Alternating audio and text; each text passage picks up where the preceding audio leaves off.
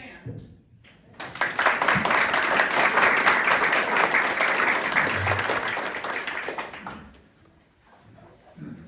Can you all hear me without this microphone? Yeah. Okay. Thanks, Margaret, for that kind introduction. And thank you, Greene County history buffs, for being here today. I hope this program will electrify you to continue your interest in our county's history. Well, I don't have any slides today because you can't see electricity, except for lightning, of course. Thank you, Benjamin Franklin, and your kite and your key for figuring out the connection between lightning and electricity in 1752. I guess you'll just have to look at me and all the ready kilowatts. Ready kilowatt became a symbol of electricity throughout the nation. He got to start, you won't believe this, in Alabama in the 1920s as a marketing symbol. And we all love that little guy. These readies are part of a collection put together by Jane Rowland, who's of Jefferson, whose dad, Bill Pierce, worked for IES, a Northwest Iowa electric company. These treasured readies are delicate, so please don't touch because you might get shocked. But long before Benjamin Franklin was out flying kites in a thunderstorm, centuries of study went into the phenomenon of electricity. The Chinese knew about it before the dawn of recorded history. They knew about magnetism. And a man named Thales, who lived 600 years before Christ, noticed that when he rubbed amber, it could pick up lint, and that would be static electricity. In fact, the word electricity comes from electron, the Greek word for amber. I think that's pretty cool. William Sturgeon, in the early 19th century, he was an English inventor and physicist, and he produced the first electromagnet, which led to the invention of the telegraph, the electric motor, and numerous other devices basic to modern technology. The inventors kept working on electricity, and finally, after 1,000 attempts, Thomas Edison got something right in 1879. And his company, which he named GE, General Electric, lit up a street in New York City in 1881. Jefferson's first light company was organized in 1883. That electricity idea just zapped across the country. So after he lit up New York in 81, Jefferson was on the ball in 1883. And the first lights in town were turned on in 1884. The lights then burned only during the evening hours until January of 1900, when day service became available. And by 1907, lights could burn all day and night. And the night owls were happy. By the way, Greene County's second courthouse, a brick building erected in 1870, was lit up soon after Jefferson got electricity. In 1908, the company gave out electric irons on a trial basis, asking housewives to compare them to their heavy stove-heated irons. We all know what those are because we've seen them at the museum.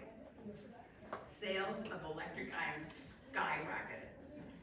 And then came electric fans, toasters, vacuum cleaners, and the refrigerators became popular in the 1920s. Familiar names that got that first electric company going. I'm sure that you'll recognize it.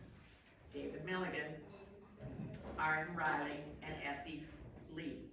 In 1907, Percy Gray, whose name is etched deeply in Jefferson history, bought the company and began running it more efficiently. And he extended the service. Although the original owners were good businessmen, they didn't know a whole lot about electricity. In 1912, Gray contacted with the Iowa Railway and Light Company. A lot of the early light companies were associated with the railroads because the railroads had engines that could provide provide the power. So anyway, Gray sold it to Iowa Railway and Light to buy power. I'm sorry, he contracted with the railway to get a high line service, and he gave up operating the local plant so he could concentrate on a new business, getting electricity into houses so electric stoves could be used. And now, you know, we're all supposed to use electric stoves, although some of us love our gas stoves. I wish I had one. And then, of course, Percy Gray went on into the electric water heater business, Thermogray. By about 1920, most of Greene County's smaller towns also had electricity. Dana got it in 1915, and Rippey got it, Nancy, Rippey got electricity in 1916. Townships had streetlights and electric appliances like washing machines and those wonderful irons. Each little town had its own privately owned plant, usually powered by a diesel engine. Eventually, the towns bought out the private companies and formed their own municipal electric utilities. Dale Higgins of Grand Junction told me he knows that Grand Junction had electricity by 1920 because his grandmother, Ella Kersey, had an electric car. And she bought that automobile after she became a widow because she couldn't crank the gasoline engine. And lots of widows, you know, fairly well-off widows, had electric cars. Mrs. Kersey just plugged it in, waited for the charge, and took to the road. And in 1930, Jefferson's high school football field, which I think was located north across the highway from the cemetery at that time, got electric lighting. Go Ramblers. They were the Ramblers, not the Rams. Within a year of when the bigger towns had electricity, of course, the little ones wanted it, like Rippey and Dayton. And it took off like wildfire, according to Tom Wynn, who farms between Cooper and Herndon, and has, as we know from his recent History Society program, quite an interest in power producing wind turbines. Today, his farm gets its power from Alliant Energy, which is sort of unusual for a farm, but here's the story. That's because his farm is about half a mile south of Cooper, and his grandfather paid in the 1920s to have a line run out to his place from that little town's power plant. One of his neighbors waited and got his electricity years later from the REC. But while the towns were lit up, the countryside was left in the dark, making do with candles and kerosene lamps. Remember that smell of kerosene lamp that our grandparents had in the basement somewhere probably? They needed those things to read and to work by, with windmills to pump water from wells for their stock, and for the drinking water and bath water for cooking and cleaning. The term carry the water means to perform a menial task. And in pre-electricity days, that usually meant the kids, who not only had to carry it, but pump it by hand. And in those days, it was early to bed and early to rise, because farmers depended on natural light, and also make hay while the sun shines. A 1919 Department of Agriculture study found that rural families spent 10 hours a week pumping water and carrying it into their houses. And the study also found that women with electricity spent 20 fewer days a year washing. City women spent 20 hours a year less than farm women, who with the farm women had their boilers and their washboards. You know what's coming.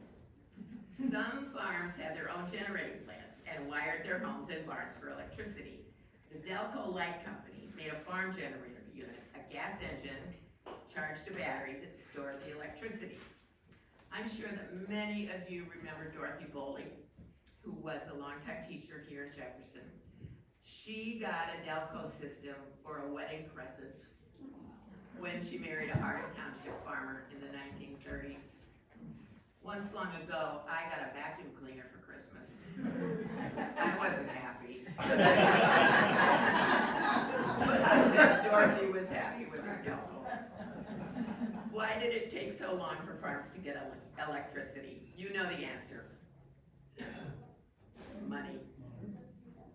It was the cost of installing the lines. Studies showed it could cost up to $2,000 a mile. And by the way, by the end of the 30s, because of something really important that's coming up, that cost had dropped to $825 a mile because someone had put up the money. Who put up the money? Government. Yes. After Franklin Delano Roosevelt took office in 1933, in the depths of the Depression, the idea of rural electrification, and I gotta say that electrification about 100 more times, so if I slip, because it's got a lot of syllables. Anyway, people wanted electricity.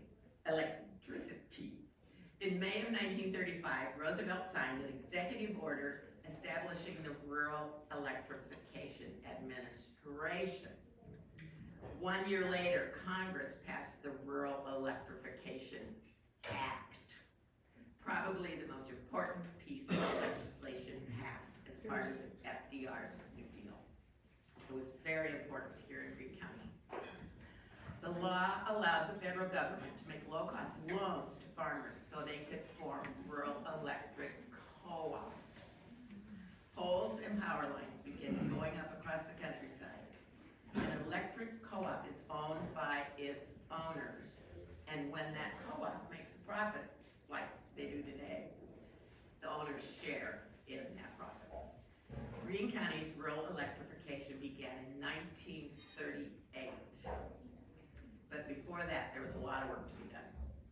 In early 1937, 300 farmers, think of that, 300 farmers in this county, attended a meeting called by the Farm Bureau, and they named their project the Greene County Electric Cooperative. One farmer from each of the county's townships was named to investigate how the program would work. The job of that committee was to map the territory, secure wholesale power rates, franchises, and rights of way.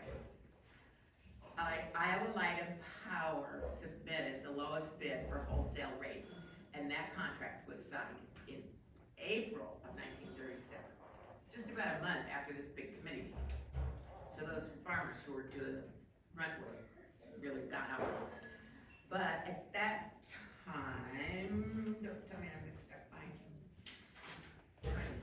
At that time, Washington was low on funds because everybody wanted in on this program. And Greene County REC got only $5,000, less than half of what was needed to build a substation and run 88 miles of line to the 136 farmers who had already signed up.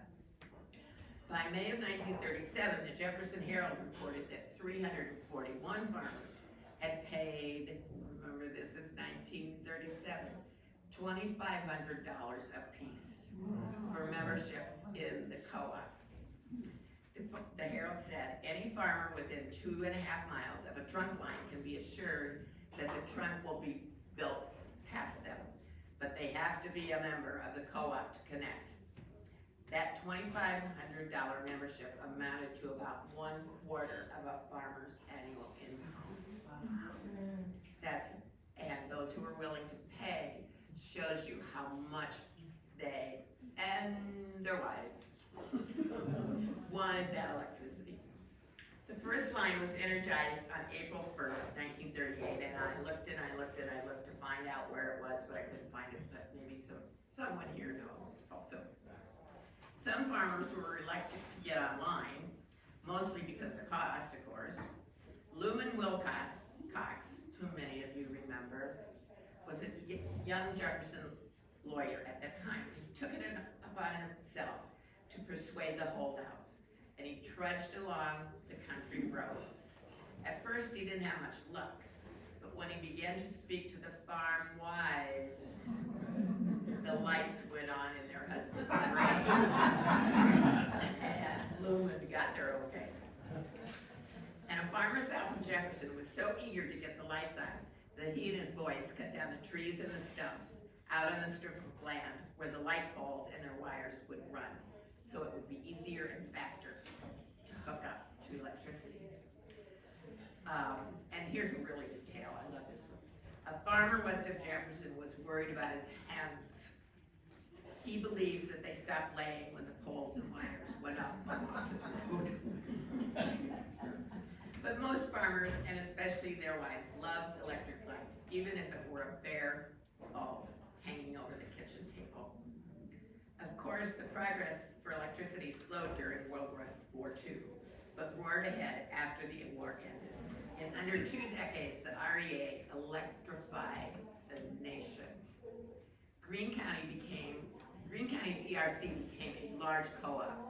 By 1948, the Herald reported that it was, quote, one of the strongest RECs in the nation, with 958 miles of lines and 2,700 members in 9 counties, including Calhoun, Guthrie, Dallas, Polk, Hamilton, Webster, and Boone. More loans were secured, and by 1949, Greene County REC had 1,250 miles of line, energizing 3,400 members, and it had 5 substations with another on the way. But remember, this wasn't just, these numbers weren't just for Greene County, they were for the 10 or 12 counties that the REC operated in. In 1947, the co-op moved its offices from the east side of the square into a brand new building with garages for its equipment on the southwest corner of Washington and Chestnut Streets. The co-op purchased the land for the building in 1940.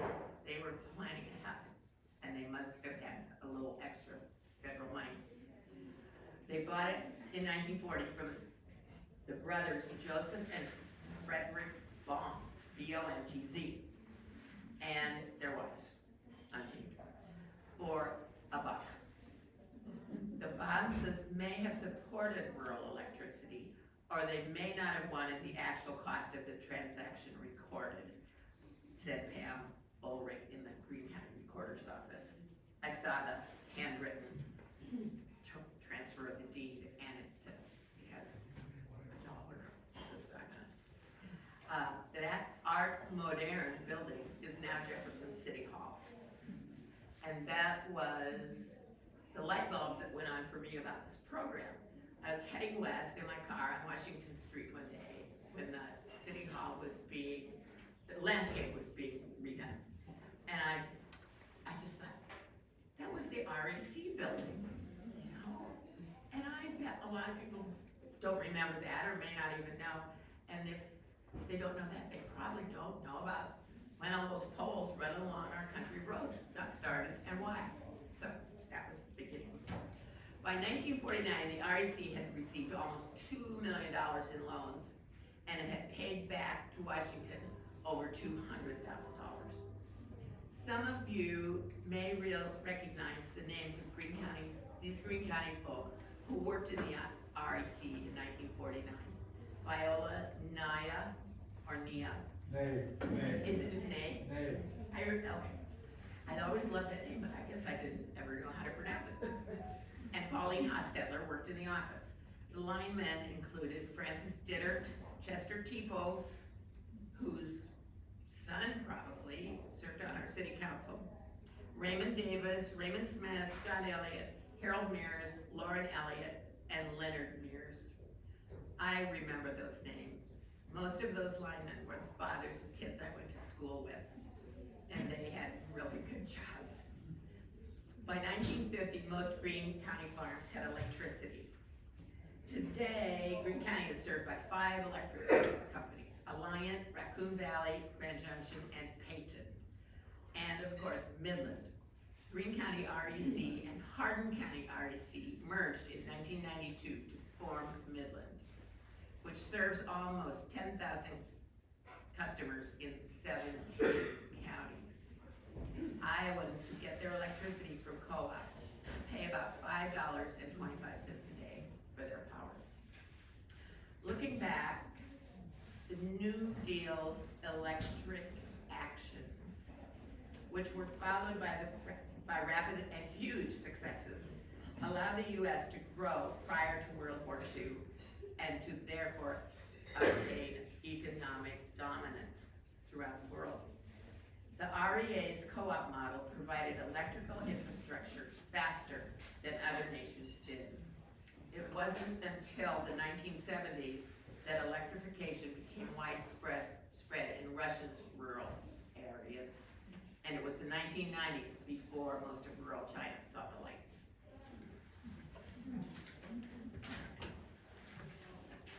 Sorry. As Iowa historian Tom Moraine wrote in 2000, it was the Rural Electrification Act of 1935, and the developments that flowed from it that spread the blessings of electrical technology to America's farms. We could again aspire to be one nation under God, indivisible, with liberty and electric toasters.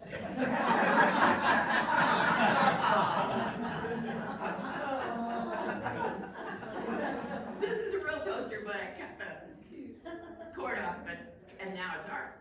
It's art, man. Thank you for being such a kind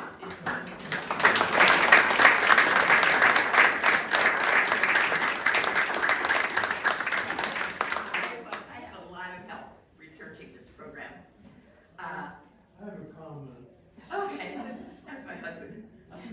This is my wife, and I'm not the one that bought her an electric vacuum cleaner.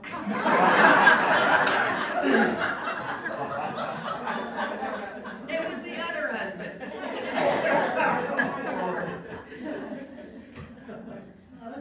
My mother worked at the REC from about 44 to 47. Okay. So she was there when they built the new building. She Yeah, talked about yeah. it. Well, I thank you, but now I want to thank some more people. I had a lot of help putting this together. Tom Wind, Kristen at Midland Power, Mickey Schwarzkopf, Dale Higgins, Jefferson Public Library staff, Pam Ulrich of the Auditor's Office, Greene County Assessor Adam Smith, and of course, Jay Golden. All of these items belong to Jay. And please feel free to come up and take a look at him, that lovely, ready kilowatt guy.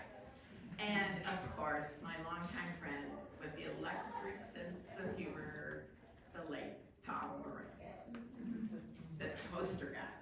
That's all the buzz I got. Anybody got a story? Yes, Ruth. I gotta get my thoughts together though. My husband, who's been gone 30 years, grew up on a small farm, rental farm by Mount Carmel. And he said when the REC line went by their house, I think he was in high school, the landlord would not electrify their farm because it cost too much. So everybody else had electricity along that road, and his mother was still using kerosene lamps when he was in high school. His folks never did own that farm. Eventually, his brother bought it. But they had electricity when I started going with him, so, my story. Good story. Good I have story. a question. Yeah. Those Delco batteries, were they wet batteries, jars? I don't know. I just figured that they were probably like this. You know, because they ran off of a gasoline engine. I don't think they were like this.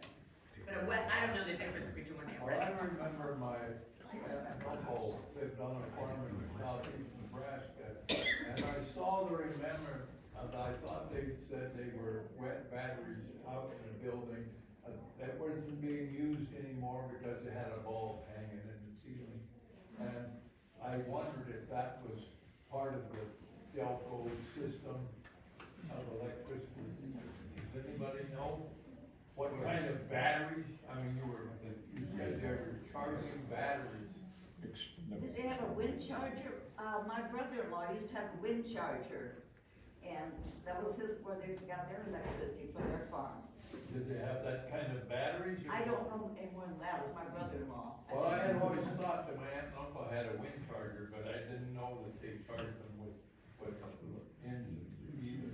But I was just wondering, because I've always had this question, what in the world was all those jars and stuff out in the building? And I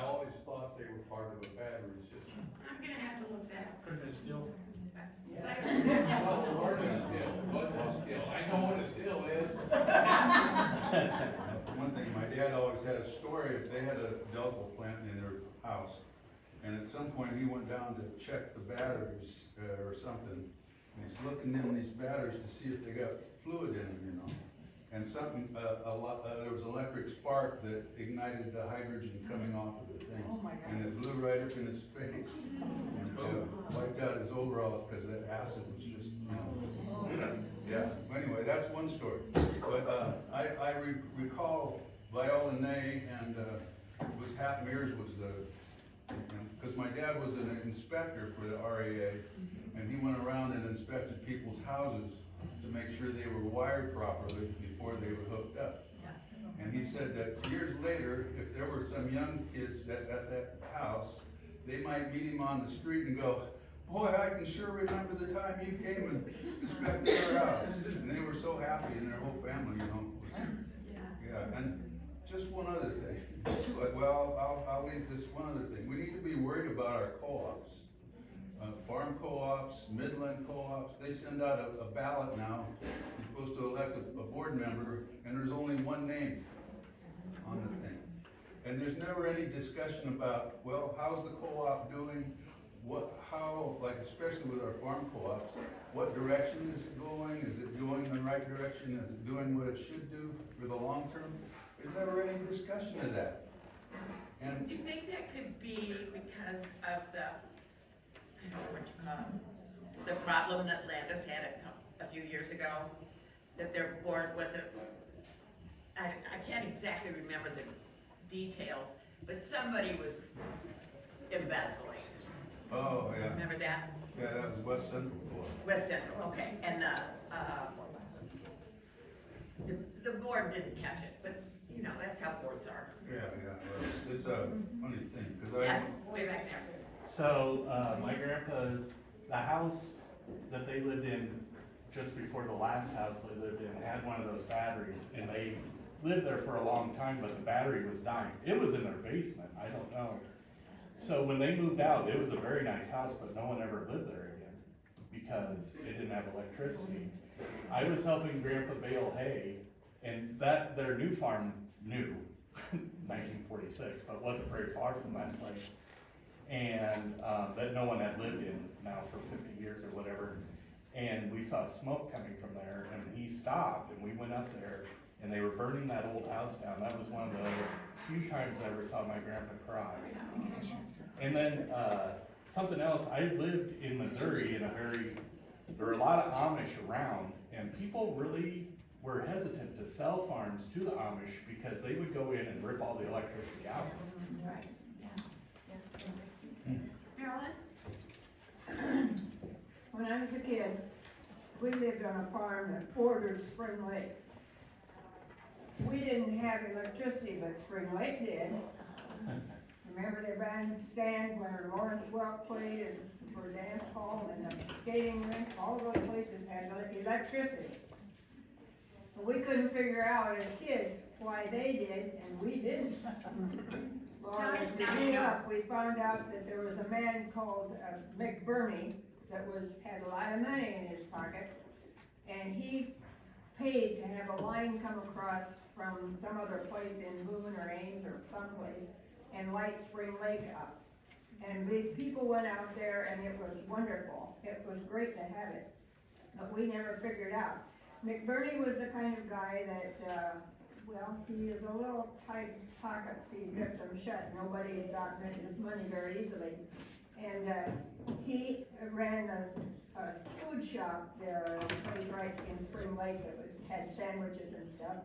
Well, one time, my brother and I sneak across the fence and we used to explore Spring Lake all the time. And we came over there and all of the boats that had been for rent had been taken on a dance night. And every boat was taken all the way around Spring Lake and anchored someplace around there. And he was, he was having a fit about it. And my brother and I took a boat and we went all around the lake and we would bring those boats back in. And Mr. McBurney gave us a candy bar. Anybody else? Yes. Wait What year would you estimate, was the Delco plant the end of the knob and tube wiring? I'm sorry, Was that Delco plant, the end of the Delco plant, was that the end of the knob and tube wiring in the houses, or? I don't know. Okay. We have that. Yeah. Yeah. I was wondering what year that would have been a conversion. I lived in a house in Oak Park, Illinois, that was built in 1893, and of course, when we bought it in 1980 or whatever, it was electrified. But as we, you know, painted and wallpapered and did stuff, I could see all the gas outlets, which were common in the late 19th century.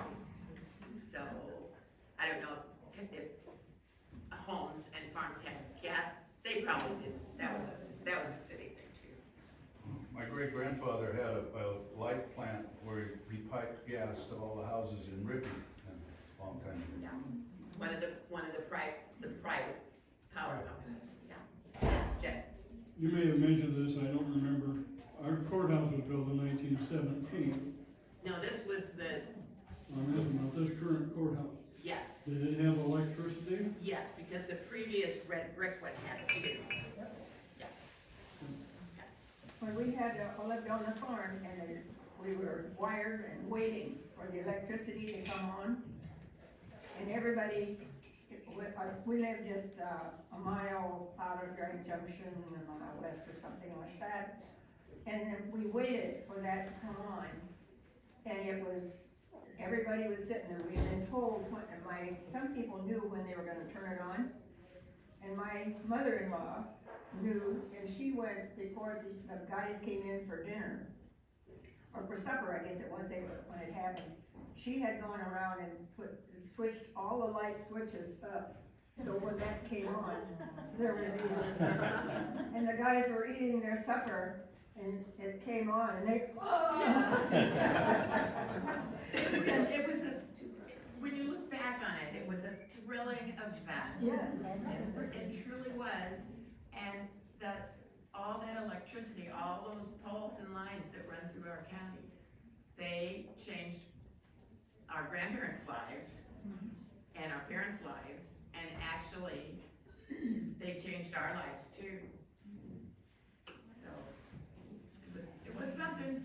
Thank you. The Congress and the President in the depths of the Depression for thinking things through. Yes? I just have a question. So I grew up on a farm too, and we had dairy cows. So when the lights went out in winter, we had to have a generator to make sure that the barns had electricity too. So I'd like to hear if anybody has any stories about not just their farmhouse, but the farm barn and how important electricity was for that. I found a picture in one of the local papers, and there was gonna be sort of an electric show put on by the REA and the Farm Bureau here in Greene County, and they were touting the electric cow, which meant the electric milking machine. Can you imagine how that turned a farmer's and his family's life around? Yeah. Well, I'd like to say we need to recognize that this was a result of the New Deal. Yes. And so was our hospital, and so was Squirrel Hollow, and the swimming pool. Okay, and not only that, but we have Social Security, we have our bank accounts guaranteed, we have a minimum wage, and people had the right to organize unions, all because of the New Deal. Correct. Now, and you never hear the Democratic Party even mention Franklin Delano Roosevelt anymore, or the New Deal. Yeah. Okay, and so, the reason is because in one of his early speeches, he castigated the big bankers for getting us into the Depression. And he said, they hate me, and I welcome their hate. So, Well, just think about it. If we were, before 1938, when the first line of electricity came to Greene County, if we were sitting in the basement of this church, you probably couldn't even see me, you know, and I certainly wouldn't have a microphone, and I wouldn't be on camera. So it changed lives immeasurably because of the New Deal. Absolutely. That's all I got.